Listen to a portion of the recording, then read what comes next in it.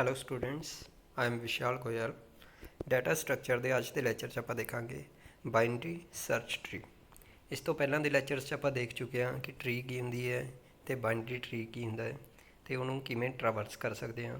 ਸੋ ਅੱਜ ਆਪਾਂ ਦੇਖਾਂਗੇ ਬਾਈਨਰੀ ਸਰਚ ਟਰੀ ਐਂਡ ਉਹਦੇ ਉੱਤੇ ਕਿਹੜੇ ਓਪਰੇਸ਼ਨਸ ਪਰਫੋਰਮ ਕਰ ਸਕਦੇ ਹਾਂ। ਸੋ ਟਰੀ ਪਹਿਲਾਂ ਆਪਾਂ ਥੋੜ੍ਹਾ ਜਿਹਾ ਰਿਵਾਈਜ਼ ਕਰਦੇ ਹਾਂ। ਟਰੀ ਆਪਾਂ ਨੂੰ ਪਤਾ ਕਿ ਕੀ ਹੁੰਦਾ ਹੈ। ਇਨ ਈਚ ਨੋਡ ਕੈਨ ਹੈਵ 0 ਔਰ ਮੋਰ ਚਿਲਡਰਨ। ਟਰੀ ਦੇ ਵਿੱਚ ਕੋਈ ਵੀ ਐਨੀ ਨੰਬਰ ਆਫ ਚਿਲਡਰਨ ਹੋ ਸਕਦੇ ਨੇ, ਬਟ ਇਹ node can have at most 1 parent. But ਇੱਕ ਨੋਡ ਦਾ ਇੱਕ ਹੀ ਪੇਰੈਂਟ ਹੋਏਗਾ। ਅਤੇ ਬਾਈਨਰੀ ਟਰੀ ਦੇ ਵਿੱਚ ਕੀ ਹੈ ਕਿ ਟਰੀ ਵਿਦ 0 to 2 ਚਿਲਡਰਨ ਪਰ ਨੋਡ, ਕਿ ਇਹਦੇ ਵਿੱਚ ਮੈਕਸੀਮਮ 2 ਹੀ ਚਿਲਡਰਨ ਹੋ ਸਕਦੇ ਨੇ, 2 ਤੋਂ ਜ਼ਿਆਦਾ ਚਿਲਡਰਨ ਕਿਸੇ ਵੀ ਨੋਡ ਦੇ ਨਹੀਂ ਹੋ ਸਕਦੇ। ਸੋ ਲੈਫਟ ਸਾਈਡ 'ਤੇ ਆਪਾਂ ਨੂੰ ਇੱਕ ਟਰੀ ਦੀ ਆਪਸ਼ਨ ਸ਼ੋ ਹੋ ਰਹੀ ਹੈ, ਜਿੱਥੇ ਦੇਖੋ ਇੱਕ ਨੋਡ ਦੇ 3 ਚਾਈਲਡ ਵੀ ਹੈਗੇ ਆ। ਬਟ ਰਾਈਟ ਸਾਈਡ 'ਤੇ ਸਿਰਫ ਇੱਕ ਬਾਈਨਰੀ ਟਰੀ ਹੈ, ਕਿਉਂਕਿ ਉਹਦੇ ਵਿੱਚ ਕਿਸੇ ਵੀ ਨੋਡ ਦੇ 2 ਤੋਂ ਜ਼ਿਆਦਾ ਚਿਲਡਰਨ ਨਹੀਂ ਹੈ। ਸੋ ਨੈਕਸਟ ਟਰੀ ਨਾਲ ਰਿਲੇਟਡ ਟਰਮੀਨੋਲੋਜੀ ਵੀ ਆਪਾਂ ਨੂੰ ਪਤਾ ਹੈ ਕਿ ਰੂਟ ਕੀ ਹੁੰਦਾ ਹੈ, ਲੀਫ ਨੋਡ ਕੀ ਹੁੰਦੀ ਹੈ, ਇੰਟਰਨਲ ਨੋਡ ਕਿਹੜੀ ਹੁੰਦੀ ਹੈ, ਹਾਈਟ ਕੀ ਹੁੰਦੀ ਹੈ। ਸੋ ਇਹ ਸਾਰੀਆਂ ਟਰਮੀਨੋਲੋਜੀਜ਼ ਆਪਾਂ ਕਰ ਚੁੱਕੇ ਹਾਂ ਆਲਰੇਡੀ। ਨੈਕਸਟ ਹੈ ਬਾਈਨਰੀ ਸਰਚ ਟਰੀ। ਸੋ ਬਾਈਨਰੀ ਸਰਚ ਟਰੀ ਅੱਜ ਆਪਾਂ ਦੇਖਦੇ ਹਾਂ ਕੀ ਹੈ। ਬਾਈਨਰੀ ਸਰਚ ਦੇ ਵਿੱਚ ਮੇਨ ਆਪਾਂ ਕਿਹਦੇ ਉੱਤੇ ਫੋਕਸ ਕਰਦੇ ਹਾਂ ਕਿ ਜੋ ਨੋਡਸ ਦੇ ਵਿੱਚ ਵੈਲਿਊਜ਼ ਨੇ। ਦੇਖੋ ਬਾਈਨਰੀ ਟਰੀ ਦੇ ਵਿੱਚ ਆਪਾਂ ਸਿਰਫ ਇਹੀ ਧਿਆਨ ਰੱਖਦੇ ਸੀ ਕਿ ਕਿਸੇ ਵੀ ਨੋਡ ਦੇ 2 ਤੋਂ ਜ਼ਿਆਦਾ ਚਿਲਡਰਨ ਨਹੀਂ ਹੋ ਸਕਦੇ। ਉਹਨਾਂ ਦੀ ਵੈਲਿਊ ਆਪਣੇ ਲਈ ਕੋਈ ਵੀ ਮੈਟਰ ਨਹੀਂ ਕਰਦੀ ਸੀ, ਉਹਦੇ ਵਿੱਚ ਕੋਈ ਵੀ ਵੈਲਿਊਜ਼ ਹੋ ਸਕਦੀਆਂ ਸੀ ਨੋਡਸ ਦੀਆਂ।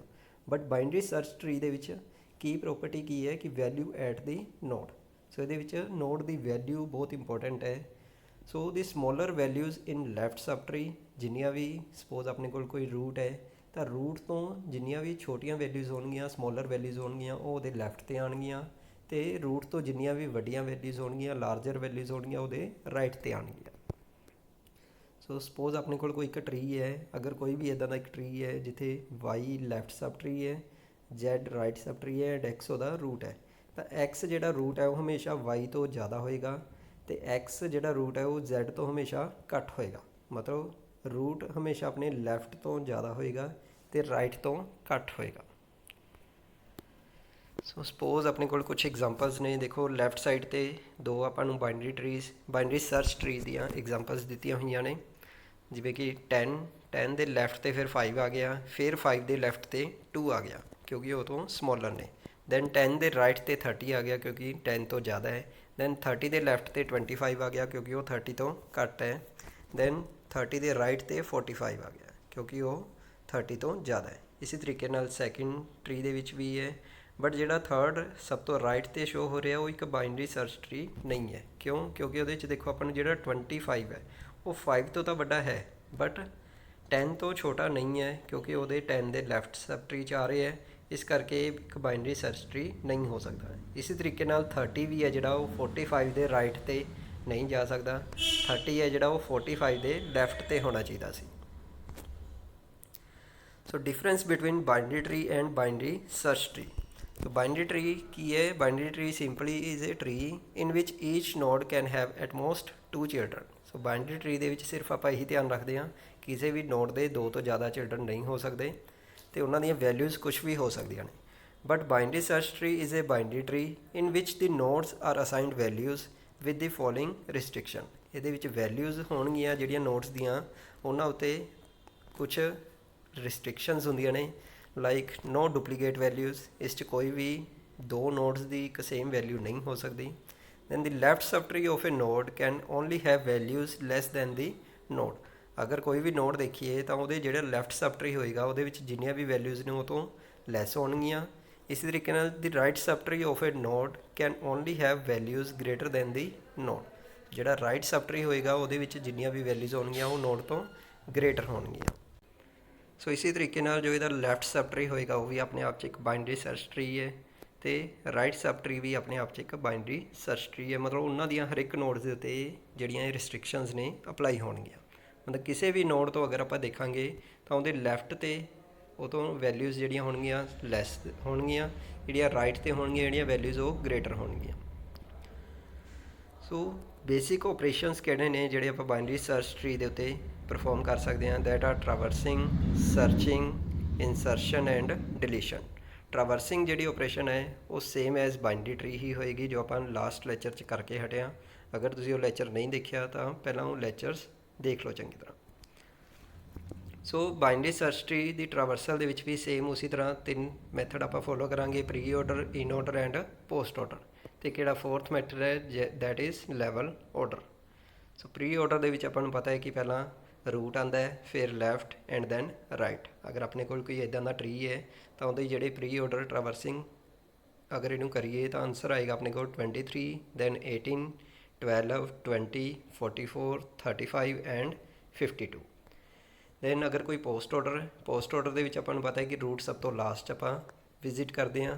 ਸੋ ਇਸ 'ਚ ਸਭ ਤੋਂ ਪਹਿਲਾਂ ਆਪਾਂ ਲੈਫਟ ਦੇਖਦੇ ਹਾਂ, ਫਿਰ right, then route.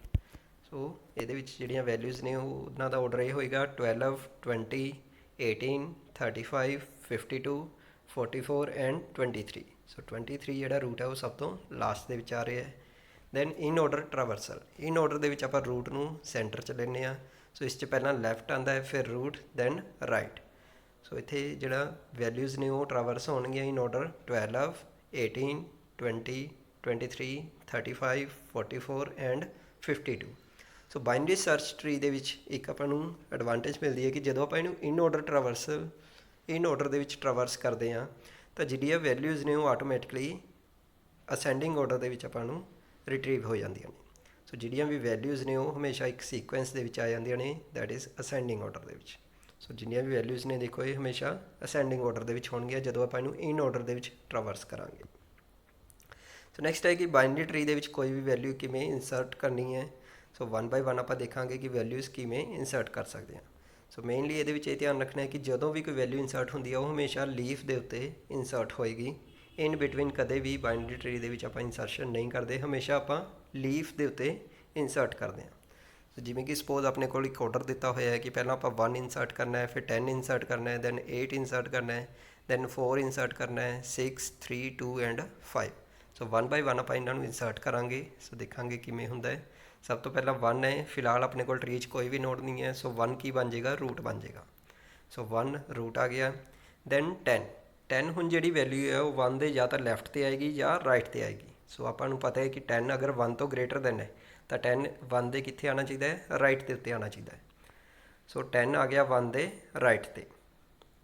Then value ਆ ਰਹੀ ਹੈ 8। ਸੋ 8 ਹੁਣ ਜਿਹੜੀ ਵੈਲਿਊ ਹੈ ਪਹਿਲਾਂ ਆਪਾਂ ਦੇਖਾਂਗੇ ਕਿ 1 ਦੇ ਲੈਫਟ 'ਤੇ ਆਏਗੀ, ਲੈਫਟ 'ਤੇ ਨਹੀਂ ਆ ਸਕਦੀ। ਸੋ 1 ਦੇ ਕਿੱਥੇ ਆਉਣੀ ਚਾਹੀਦੀ ਹੈ, ਰਾਈਟ 'ਤੇ, ਬਟ ਰਾਈਟ 'ਤੇ ਕੀ ਹੈ 10। ਸੋ ਹੁਣ 10 ਦੇ ਅੱਗੇ ਦੇਖਾਂਗੇ ਕਿ ਲੈਫਟ 'ਤੇ ਆਏਗੀ ਜਾਂ ਰਾਈਟ 'ਤੇ। ਸੋ 8 10 ਤੋਂ ਲੈਸ ਦੈਨ ਹੈ, ਸੋ ਇਸ ਕਰਕੇ 10 ਦੇ ਲੈਫਟ 'ਤੇ ਆਏਗਾ 8। ਸੋ 10 ਦੇ ਲੈਫਟ 'ਤੇ 8 ਆ ਗਿਆ। ਨੈਕਸਟ ਹੁਣ ਵੈਲਿਊ ਆ ਰਹੀ ਹੈ 4 ਦੇਖਾਂਗੇ ਆਪਾਂ ਕਿੱਥੇ ਜਾਣੀ ਚਾਹੀਦੀ ਹੈ। ਪਹਿਲਾਂ ਆਪਾਂ ਉੱਪਰੋਂ ਦੀ ਸਟਾਰਟ ਕਰਾਂਗੇ, 1 ਦੇ ਰਾਈਟ 'ਤੇ ਆਉਣੀ ਚਾਹੀਦੀ ਹੈ। ਸੋ 1 ਦੇ ਰਾਈਟ 'ਤੇ ਆਪਾਂ 10 'ਤੇ ਆ ਗਏ। ਹੁਣ 10 ਦੇ ਲੈਫਟ 'ਤੇ ਆਉਣੀ ਚਾਹੀਦੀ ਹੈ ਕਿਉਂਕਿ 4 10 ਤੋਂ ਲੈਸ ਦੈਨ ਹੈ। ਸੋ ਲੈਫਟ 'ਤੇ ਆ ਗਏ ਆਪਾਂ 8 ਦੇ ਹੁਣ ਲੈਫਟ 'ਤੇ ਆਉਣੀ ਚਾਹੀਦੀ ਹੈ ਕਿਉਂਕਿ 4 8 ਤੋਂ ਲੈਸ ਦੈਨ ਹੈ। ਸੋ ਇਸ ਕਰਕੇ 8 ਦੇ ਲੈਫਟ 'ਤੇ ਕੀ ਆ ਗਿਆ, 4। ਨੈਕਸਟ ਹੈ ਵੈਲਿਊ 6। ਹੁਣ 6 ਫਿਰ ਆਪਾਂ ਉਸੇ ਤਰੀਕੇ ਨਾਲ 1 ਬਾਈ 1 ਉੱਪਰੋਂ ਦੀ ਸਟਾਰਟ ਕਰਾਂਗੇ। 1 ਦੇ ਕਿੱਥੇ ਆਉਣੀ ਚਾਹੀਦੀ ਹੈ ਪਹਿਲਾਂ 6 ਰਾਈਟ 'ਤੇ। ਸੋ ਰਾਈਟ 'ਤੇ ਆ ਗਏ ਆਪਾਂ, ਦੈਟ ਇਜ਼ 10। ਸੋ 10 ਦੇ ਹੁਣ ਲੈਫਟ 'ਤੇ ਆਉਣਾ ਚਾਹੀਦਾ 6 8 ਦੇ ਵੀ ਲੈਫਟ 'ਤੇ ਆਉਣਾ ਚਾਹੀਦਾ 6। ਸੋ 4 ਆ ਗਿਆ। 4 ਦੇ ਰਾਈਟ 'ਤੇ ਆਉਣਾ ਚਾਹੀਦਾ ਜਾਂ ਲੈਫਟ 'ਤੇ। ਸੋ 4 ਦੇ ਰਾਈਟ 'ਤੇ ਆਏਗਾ 6। ਸੋ ਇਸ ਤਰੀਕੇ ਨਾਲ 6 ਇੱਥੇ ਇਨਸਰਟ ਹੋ ਜਾਏਗਾ। ਦੈਨ ਆ ਗਈ ਵੈਲਿਊ 3। ਸੋ 3 ਸੇਮ ਆਪਾਂ ਉਸੇ ਤਰੀਕੇ ਨਾਲ 1 ਬਾਈ 1 ਚੱਲਾਂਗੇ। 1 ਦੇ ਰਾਈਟ 'ਤੇ ਆਉਣਾ ਚਾਹੀਦਾ ਹੈ ਬਟ ਰਾਈਟ 'ਤੇ ਕੀ ਹੈ 10। ਫਿਰ ਇਹ 10 ਦੇ ਲੈਫਟ 'ਤੇ ਆਉਣਾ ਚਾਹੀਦਾ 3 ਬਟ ਲੈਫਟ 'ਤੇ ਕੀ ਹੈ ਆਪਣੇ ਕੋਲ 8। ਫਿਰ 8 ਦੇ ਲੈਫਟ 'ਤੇ ਆਉਣਾ ਚਾਹੀਦਾ ਹੈ 3 ਬਟ ਲੈਫਟ 'ਤੇ ਆਪਣੇ ਕੋਲ 4 ਹੈ। ਫਿਰ 4 ਦੇ ਲੈਫਟ 'ਤੇ ਆਉਣਾ ਚਾਹੀਦਾ 3। ਸੋ ਇਸ ਕਰਕੇ ਆਪਾਂ ਇੱਥੇ ਇਨਸਰਟ ਕਰ ਦਾਂਗੇ 3। ਨੈਕਸਟ ਹੈ 2 1 ਦੇ ਰਾਈਟ 'ਤੇ ਆਉਣਾ ਚਾਹੀਦਾ ਹੈ। ਸੋ 1 ਤੋਂ ਆਪਾਂ ਰਾਈਟ 'ਤੇ ਚਲੇ ਗਏ 10। ਫਿਰ 10 ਦੇ ਲੈਫਟ 'ਤੇ ਆਉਣਾ ਚਾਹੀਦਾ 8। ਸੋ 8 ਦੇ ਵੀ ਲੈਫਟ 'ਤੇ ਆਉਣਾ ਚਾਹੀਦਾ 2। ਸੋ ਲੈਫਟ 'ਤੇ ਆਪਣੇ ਕੋਲ 4 ਦੇ ਵੀ ਲੈਫਟ 'ਤੇ ਆਉਣਾ ਚਾਹੀਦਾ ਹੈ। ਲੈਫਟ 'ਤੇ ਆਪਣੇ ਕੋਲ ਅੱਗੇ ਹੈ 3। ਸੋ 3 ਦੇ ਵੀ ਲੈਫਟ 'ਤੇ ਆਉਣਾ ਚਾਹੀਦਾ 2। ਤਾਂ ਆਪਾਂ ਲੈਫਟ 'ਤੇ ਇਨਸਰਟ ਕਰ ਦਾਂਗੇ 2। ਨੈਕਸਟ ਆ ਗਿਆ 5। ਸੋ 5 ਸੇਮ ਆਪਾਂ ਉਸੇ ਤਰੀਕੇ ਨਾਲ 1 ਬਾਈ 1 ਅੱਗੇ ਟਰੈਵਰਸ ਕਰਾਂਗੇ। ਪਹਿਲਾਂ 1 'ਤੇ ਚੈੱਕ ਕਰਾਂਗੇ। 1 ਤੋਂ 5 ਆਉਣਾ ਚਾਹੀਦਾ ਹੈ ਰਾਈਟ 'ਤੇ ਕਿਉਂਕਿ 1 ਤੋਂ ਜ਼ਿਆਦਾ ਹੈ। ਫਿਰ ਅੱਗੇ ਆ ਗਿਆ ਰਾਈਟ 'ਤੇ 10 ਤੋਂ ਲੈਸ ਦੈਨ ਹੈ 5। ਸੋ ਲੈਫਟ 'ਤੇ ਆ ਗਏ ਆਪਾਂ 8 ਤੋਂ ਵੀ ਲੈਸ ਦੈਨ ਹੈ। ਸੋ ਆਪਾਂ 4 'ਤੇ ਆ ਗਏ। 4 ਤੋਂ ਅੱਗੇ ਗ੍ਰੇਟਰ ਦੈਨ ਹੈ ਤਾਂ ਗ੍ਰੇਟਰ ਦੈਨ ਯਾਨੀ ਕਿ ਇਹਦੇ ਰਾਈਟ 'ਤੇ ਆਏਗਾ 6 'ਤੇ ਆ ਗਏ ਆਪਾਂ। 6 ਦੇ ਹੁਣ ਲੈਫਟ ਔਰ ਰਾਈਟ ਤੇ ਕੁਝ ਵੀ ਨਹੀਂ ਹੈ, ਸੋ 6 ਦੇ 5 ਕਿੱਥੇ ਆਉਣਾ ਚਾਹੀਦਾ ਲੈਫਟ ਤੇ, ਸੋ ਲੈਫਟ ਤੇ ਆਪਾਂ 5 ਇਨਸਰਟ ਕਰ ਦਾਂਗੇ। ਸੋ ਇਸ ਤਰੀਕੇ ਨਾਲ ਆਪਾਂ ਇਹ ਬਾਈਨਰੀ ਟਰੀ ਦੇ ਵਿੱਚ 1 ਬਾਈ 1 ਨੋਡ ਨੂੰ ਇਨਸਰਟ ਕਰਾਂਗੇ। ਸੋ ਅੱਗੇ ਆਪਾਂ ਕੋਈ ਵੀ ਨੋਡ ਅਗਰ ਇਨਸਰਟ ਕਰਨੀ ਹੈ ਤਾਂ ਸੇਮ ਇਸੇ ਤਰੀਕੇ ਨਾਲ ਇਨਸਰਟ ਕਰਾਂਗੇ। ਸਪੋਜ਼ ਇੱਥੇ ਤੁਸੀਂ -1 ਅਗਰ ਇਨਸਰਟ ਕਰੋਗੇ, -1 ਕਿੱਥੇ ਆਏਗਾ 1 ਦੇ ਲੈਫਟ ਤੇ, ਸੋ ਇਮੀਡੀਏਟਲੀ 10 ਦੇ ਪੈਰਲਲੀ ਲੈਫਟ ਦੇ ਉੱਤੇ 1 ਦੇ ਯਾਨੀ ਕਿ ਲੈਫਟ ਸਬ ਟਰੀ 'ਚ ਆਪਾਂ -1 ਨੂੰ ਇਨਸਰਟ ਕਰਾ ਦਾਂਗੇ। ਸੋ ਜਿੰਨੀਆਂ ਵੀ ਵੈਲਿਊਜ਼ ਇੱਥੇ ਲੈਸ ਦੈਨ 1 ਹੋਣਗੀਆਂ ਤਾਂ ਉਹ ਜਾਣਗੀਆਂ ਲੈਫਟ ਤੇ, ਅਗਰ 1 ਤੋਂ ਕੋਈ ਵੀ ਵੈਲਿਊਜ਼ ਗ੍ਰੇਟਰ ਹੋਣਗੀਆਂ ਉਹ ਰਾਈਟ ਤੇ ਜਾਣਗੀਆਂ। ਅਤੇ ਸਿਮਿਲਰਲੀ ਉਸੇ ਤਰੀਕੇ ਨਾਲ ਅੱਗੇ ਦੇਖਾਂਗੇ ਕਿ ਆਪਾਂ ਉਹ ਕਿਹੜੀ ਲੀਫ ਦੇ ਉੱਤੇ ਇਨਸਰਟ ਹੋਣਗੀਆਂ। ਸੋ ਅਗਰ ਇੱਥੇ ਸਪੋਜ਼ ਕਰੋ ਤੁਸੀਂ 9 ਇਨਸਰਟ ਕਰਨਾ ਹੋਵੇ ਤਾਂ 9 ਆਪਾਂ ਇਨਸਰਟ ਕਰਾਂਗੇ। 1 ਤੋਂ ਪਹਿਲਾਂ ਆਪਾਂ ਰਾਈਟ ਤੇ ਗਏ 10 ਤੋਂ ਫਿਰ ਲੈਫਟ ਤੇ ਆਵਾਂਗੇ ਕਿਉਂਕਿ 10 ਤੋਂ ਛੋਟਾ 9, ਦੈਨ 8 ਦੇ ਰਾਈਟ ਤੇ, ਸੋ 8 ਦੇ ਰਾਈਟ ਤੇ ਆਪਾਂ 9 ਨੂੰ ਇਨਸਰਟ ਕਰ ਸਕਦੇ ਹਾਂ। Next does the order of inserting elements into a tree matter, ਕਿ ਅਗਰ ਆਪਾਂ ਟਰੀ ਦੇ ਵਿੱਚ ਸੇਮ ਐਲੀਮੈਂਟਸ ਨੂੰ ਇਨਸਰਟ ਕਰੀਏ ਤਾਂ ਕੀ ਫਰਕ ਪਏਗਾ। So answer is yes. So certain order might produce very unbalanced tree or degenerated trees, ਕਿ ਕਈ ਵਾਰੀ ਕੋਈ ਆਰਡਰ ਇੱਦਾਂ ਦਾ ਹੋ ਜਾਂਦਾ ਹੈ ਕਿ ਉਹਦੇ ਨਾਲ ਕਾਫੀ ਅਨਬੈਲੈਂਸਡ ਟਰੀ ਕ੍ਰੀਏਟ ਹੋ ਜਾਂਦਾ ਹੈ। ਸੋ ਇਹਦੀ ਆਪਾਂ ਹੁਣ ਐਗਜ਼ਾਮਪਲਸ ਦੇਖਾਂਗੇ ਨੈਕਸਟ ਸਲਾਈਡ 'ਚ। So unbalanced trees are not desirable because search time increase. So ਅਗਰ ਕਿਸੇ ਟਰੀ ਦੇ ਵਿੱਚ ਕੋਈ ਵੀ ਕਾਫੀ ਅਨਬੈਲੈਂਸ ਹੋ ਜਾਂਦਾ ਹੈ ਤਾਂ ਫਿਰ ਸਰਚ ਆਪਰੇਸ਼ਨ ਕਾਫੀ ਟਾਈਮ ਕੰਜ਼ਿਊਮਿੰਗ ਹੋ ਜਾਂਦਾ ਹੈ ਕਿਉਂਕਿ ਉਨੀ ਹੀ ਉਹ ਟਰੀ ਦੀ ਹਾਈਟ ਇੰਕਰੀਜ਼ ਹੋ ਜਾਏਗੀ। So advance tree structure such as red black trees, AVL tree, grunty balance tree can be used to solve this problem. So ਆਪਾਂ ਇਹ ਕੁਝ ਟਰੀਜ਼ ਯੂਜ਼ ਕਰ ਸਕਦੇ ਹਾਂ। ਸੋ ਇੱਥੇ ਦੇਖੋ ਸੇਮ ਐਲੀਮੈਂਟਸ ਨੇ ਬਟ ਵਿਦ ਡਿਫਰੈਂਟ ਆਰਡਰਸ। ਸੋ ਕੁਝ ਐਲੀਮੈਂਟਸ ਆਪਾਂ ਨੂੰ ਦਿੱਤੇ ਗਏ ਨੇ ਦੇਖੋ, ਬਟ ਉਹਨਾਂ ਦਾ ਆਰਡਰ ਹੈ ਜਿਹੜਾ ਡਿਫਰੈਂਟ ਹੈ। ਸੋ 3 ਕੇਸ ਨੇ ਆਪਣੇ ਕੋਲ ਅਲੱਗ-ਅਲੱਗ ਤਰ੍ਹਾਂ ਦੇ। ਸੋ ਦੇਖੋ ਜਿਹੜਾ ਫਸਟ 'ਤੇ ਹੈ ਉਹਦੇ ਵਿੱਚ ਆਰਡਰ ਹੈ DBFACEG, ਤਾਂ ਆਪਣੇ ਕੋਲ ਜਿਹੜਾ ਟਰੀ ਸ਼ੋ ਹੋ ਰਿਹਾ ਉਹ ਕਾਫੀ ਬੈਲੈਂਸਡ ਹੈ। ਮਤਲਬ ਆਪਣੇ ਕੋਲ ਇੱਕ ਰੂਟ ਹੈ, ਫਿਰ ਉਹਦੇ ਲੈਫਟ 'ਤੇ ਵੀ ਇੱਕ ਸਬ ਟਰੀ ਹੈ ਅਤੇ ਰਾਈਟ 'ਤੇ ਵੀ ਸਬ ਟਰੀ ਹੈ, ਦੋਨਾਂ ਦੇ ਵਿੱਚ 3-3 ਅੱਗੇ ਨੋਡਸ ਨੇ।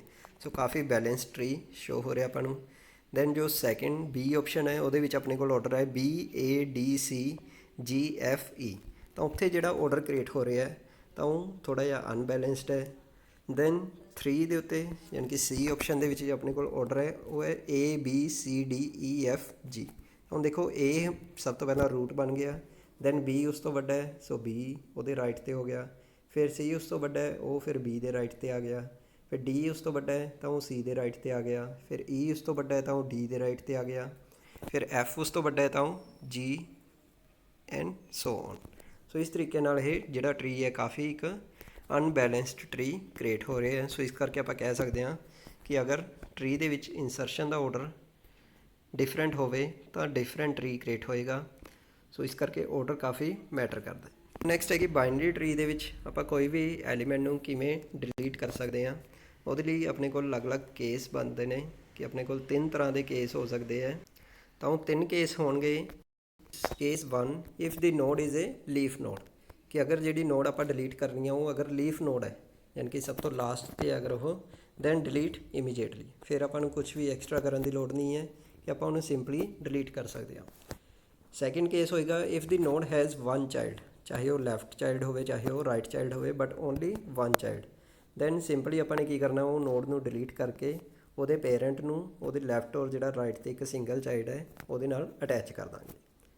ਦੈਨ ਥਰਡ ਕੇਸ ਹੋਏਗਾ if the node has A left end A right sub tree, ਮਤਲਬ ਉਹਦੇ ਦੋਨੋਂ ਚਾਈਲਡ ਹੋਣ, ਅਗਰ ਲੈਫਟ ਸਬ ਟਰੀ ਵੀ ਹੋਵੇ ਅਤੇ ਰਾਈਟ ਸਬ ਟਰੀ ਵੀ ਹੋਵੇ, ਦੈਨ ਫਿਰ ਆਪਾਂ ਉਹਨੂੰ 2 ਤਰੀਕੇ ਨਾਲ ਹੈਂਡਲ ਕਰ ਸਕਦੇ ਹਾਂ। ਜਾਂ ਤਾਂ ਕੀ ਹੈ replace the node's value with the minimum value in the right subtree, ਜਾਂ ਤਾਂ ਕੀ ਕਰਾਂਗੇ ਆਪਾਂ ਉਹਦੇ ਰਾਈਟ ਸਬ ਟਰੀ ਤੋਂ ਮਿਨੀਮਮ ਵੈਲਿਊ ਚੱਕਾਂਗੇ ਅਤੇ ਉਹਦੇ ਨਾਲ ਰਿਪਲੇਸ ਕਰ ਦਾਂਗੇ, ਜਾਂ ਫਿਰ replace the node's value with the maximum value in the left subtree and delete the maximum node in the left subtree, ਜਾਂ ਫਿਰ ਕੀ ਕਰਾਂਗੇ ਆਪਾਂ ਉਹਦੇ ਲੈਫਟ 'ਚੋਂ ਮੈਕਸੀਮਮ ਵੈਲਿਊ ਚੱਕ ਕੇ ਉਹਦੇ ਨਾਲ ਰਿਪਲੇਸ ਕਰ ਦਾਂਗੇ।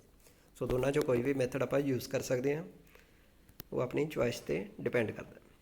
ਸੋ ਆਪਾਂ 1 ਬਾਈ 1 ਤਿੰਨੋਂ ਕੇਸ ਦੇਖਦੇ ਹਾਂ। ਸਪੋਜ਼ ਆਪਾਂ ਆਪਣੇ ਕੋਲ ਇਹ ਟਰੀ ਗਿਵਨ ਹੈ, ਇੱਥੋਂ ਆਪਾਂ ਨੇ ਪਹਿਲਾਂ 2 ਨੂੰ ਡਿਲੀਟ ਕਰਨਾ ਹੈ ਤਾਂ ਇਹ ਕਿਹੜਾ ਕੇਸ ਬਣ ਰਿਹਾ ਆਪਣੇ ਕੋਲ? ਫਸਟ ਕੇਸ, ਜਿੱਥੇ ਆਪਣੇ ਕੋਲ ਕੋਈ ਵੀ ਚਾਈਲਡ ਨਹੀਂ ਹੈ, ਮਤਲਬ ਆਪਾਂ ਨੇ 2 ਡਿਲੀਟ ਕਰਨਾ ਹੈ ਅਤੇ 2 ਦਾ ਅੱਗੇ ਕੋਈ ਵੀ ਚਾਈਲਡ ਨਹੀਂ ਹੈ। ਤਾਂ ਸਿੰਪਲੀ ਆਪਾਂ ਕੀ ਕਰਾਂਗੇ, ਇਹਨੂੰ ਡਿਲੀਟ ਕਰ ਦਾਂਗੇ। ਸੋ ਇਸ ਤਰੀਕੇ ਨਾਲ ਸਿੰਪਲੀ ਇਹ ਡਿਲੀਟ ਹੋ ਗਈ ਹੈ। ਨੈਕਸਟ ਹੈ 8 ਡਿਲੀਟ ਕਰਨਾ ਹੈ। ਤਾਂ 8 ਦੇਖੋ ਆਪਣੇ ਕੋਲ ਕਿਹੜਾ ਕੇਸ ਬਣ ਰਿਹਾ ਹੈ? ਫਸਟ ਕੇਸ ਨਹੀਂ ਬਣ ਰਿਹਾ ਇਹ, ਕਿਉਂਕਿ ਇਹਦਾ ਚਾਈਲਡ ਹੈ ਇੱਥੇ। ਸੋ ਇਸ ਕਰਕੇ ਕਿਹੜਾ ਕੇਸ ਬਣ ਰਿਹਾ ਇੱਥੇ? Second case. So second case 'ਚ ਕੀ ਹੁੰਦਾ ਹੈ ਕਿ ਇਹਦਾ ਇੱਕ ਚਾਈਲਡ ਹੈ, ਜਾਂ ਕਹਿ ਸਕਦੇ ਹਾਂ ਇੱਕ ਸਬ ਟਰੀ ਹੈ। ਇਹਦੇ ਲੈਫਟ 'ਤੇ ਹੈ ਜਾਂ ਰਾਈਟ 'ਤੇ, ਉਹ ਮੈਟਰ ਨਹੀਂ ਕਰਦਾ। ਸੋ ਕੋਈ ਵੀ ਅਗਰ ਇੱਕ ਸਬ ਟਰੀ ਹੈ ਫਿਰ ਆਪਣੇ ਕੋਲ ਸੈਕਿੰਡ ਕੇਸ ਬਣਦਾ ਹੈ। ਤਾਂ ਸਿੰਪਲੀ ਆਪਾਂ ਕੀ ਕਰਨਾ, ਇਹਦੇ ਪੇਰੈਂਟ ਯਾਨੀ ਕਿ 10 ਨੂੰ ਇਹਦੇ ਚਾਈਲਡ ਯਾਨੀ ਕਿ 4 ਨਾਲ ਅਟੈਚ ਕਰ ਦਾਂਗੇ। ਸੋ 8 ਨੂੰ ਡਿਲੀਟ ਕਰਕੇ 10 ਨੂੰ 4 ਨਾਲ ਅਟੈਚ ਕਰ ਦਾਂਗੇ। ਸੋ ਇਸ ਤਰੀਕੇ ਨਾਲ ਆਪਾਂ ਇਹਨੂੰ ਡਿਲੀਟ ਕਰ ਸਕਦੇ ਹਾਂ। ਦੈਨ ਨੈਕਸਟ ਹੈ ਕਿ ਆਪਾਂ 4 ਨੂੰ ਡਿਲੀਟ ਕਰਨਾ ਹੈ। ਤਾਂ ਹੁਣ ਇਹ ਥਰਡ ਕੇਸ ਬਣ ਰਿਹਾ ਹੈ ਕਿ ਇਹਦੇ ਦੋਨੋਂ ਟਰੀਜ਼ ਹੈ, ਯਾਨੀ ਕਿ ਦੋਨੋਂ ਸਬ ਟਰੀ ਹੈਗੇ ਨੇ, ਇਹਦੇ ਲੈਫਟ 'ਤੇ ਵੀ ਹੈ ਅਤੇ ਰਾਈਟ 'ਤੇ ਵੀ ਹੈ। ਫਿਰ ਆਪਾਂ ਕੀ ਕਰਨਾ ਹੈ, ਜਾਂ ਤਾਂ ਇਹਦੇ ਲੈਫਟ 'ਚੋਂ ਮੈਕਸੀਮਮ ਵੈਲਿਊ ਚੱਕਾਂਗੇ, ਯਾਨੀ ਕਿ ਇਹਦੇ ਲੈਫਟ 'ਤੇ ਇੱਕੋ ਹੀ ਵੈਲਿਊ ਹੈ, ਸੋ 3 ਹੈ।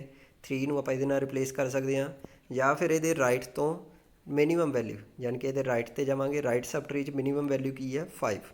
ਆਪਾਂ ਉਹਦੇ ਨਾਲ ਇਹਨੂੰ ਰਿਪਲੇਸ ਕਰਾਂਗੇ। ਸੋ ਆਪਾਂ ਰਾਈਟ 'ਤੇ ਗਏ, ਇਹਦੇ ਵਿੱਚੋਂ ਮਿਨੀਮਮ ਵੈਲਿਊ ਹੈ 5। ਸੋ 5 ਨੂੰ ਆਪਾਂ ਇਹਦੇ ਨਾਲ ਰਿਪਲੇਸ ਕਰਤਾ, ਦੈਨ ਉਹ 5 ਨੂੰ ਡਿਲੀਟ ਕਰ ਦਾਂਗੇ।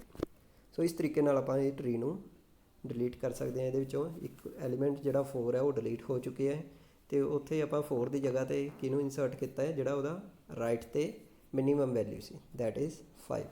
ਸੋ ਇਸ ਤਰੀਕੇ ਨਾਲ ਆਪਣੀ ਬਾਈਨਰੀ ਸਰਚ ਟਰੀ ਦੀ ਪ੍ਰੋਪਰਟੀ ਵੀ ਇੰਪਲੀਮੈਂਟ ਹੋ ਰਹੀ ਹੈ ਕਿ ਹਰੇਕ ਨੋਡ ਦੇ ਲੈਫਟ 'ਤੇ ਜਿਹੜੀ ਵੈਲਿਊ ਹੋਏਗੀ ਉਹ ਤੋਂ ਲੈਸ ਦੈਨ ਹੋਏਗੀ, ਅਤੇ ਜਿਹੜੀ ਰਾਈਟ 'ਤੇ ਵੈਲਿਊ ਹੋਏਗੀ ਉਹ ਤੋਂ ਗ੍ਰੇਟਰ ਦੈਨ ਹੋਏਗੀ।